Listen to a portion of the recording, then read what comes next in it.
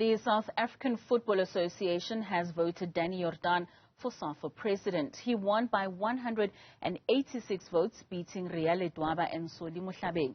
For the latest on the story, I am joined by Benjamin Leshoro. Now, Benjamin, have you had any reactions from both Ledwaba and Mohlabeng so far? Unfortunately, at this moment, there hasn't been reaction from either camp. In fact, just behind me is the auditorium where everything has been happening since this morning, but they are yet to come out. They're yet to come out of there.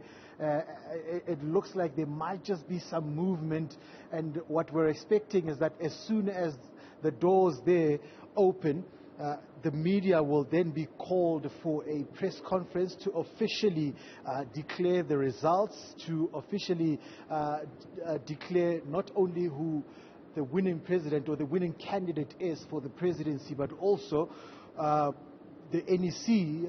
I would imagine it will be confirmed in there who are the names, who are the candidates that have been successful. And you'll remember that it's a big blow for Ledwaba. Not only is she not president of SAFA now as she had hoped, but also she won't be part of the SAFA NEC because she was not nominated. This is according to SAFA just a couple of weeks ago when they announced the candidates, I beg your pardon, the three of them, that Ledwaba has not been nominated for a position on the NEC because she was not nominated by her home region.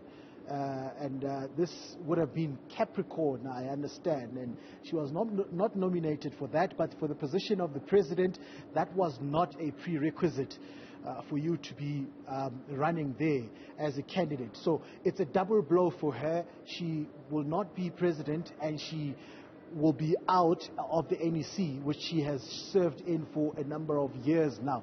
But I'm joined now. Let me bring in Mr. Matsila Mamabolo. He's an experienced journalist. He's seen it all. He's done this year in, year out. Jakes, you've covered South African football for as long as I can remember. What now? Did you expect this sort of outcome? Expect is a different... Look, I wouldn't say expected the kind of landslide victory that we hear that Danny got.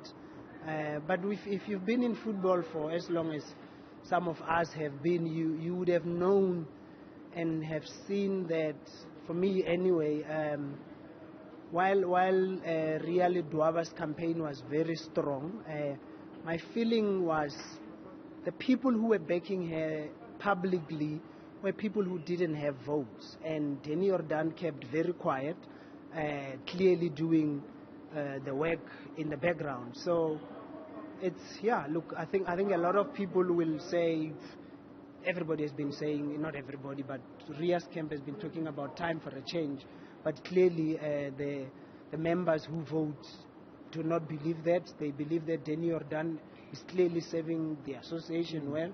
That's why he's, 186 is a lot of votes. It's a landslide victory, really. Quickly, I just saw Mr. Mninawa Ntloko, the head of communications at SAFA, passing us by. I suppose he's going to be calling the media to the press conference. We need to rush there. But quickly, Ledwaba will not be president. She will not be part of the NEC. Is it over for her in as far as South African football is concerned? Look, maybe SAFA. Maybe as far as SAFA is concerned. But Mama Ria has always been in football. My thinking is she'll probably find a way to get involved somehow. I think it's too early now. We'll probably get to talk to her to find out what she thinks. Given what's been happening, I wouldn't be surprised if you hear people talking about courts and all those things. So let's hear what happens. All right. Thank you so much, Jakes. That's Matsila Mamabolo, a veteran journalist who has covered SAFA politics for the better part of the last 3 decades. So he knows exactly what he's talking about. As I said, Mninawa Ntloko has just passed behind the camera there, and this is to go alert the media that the press conference will be starting soon. So we'll be rushing to that, and we'll give you further updates as everything happens here at the Sandton Convention Center.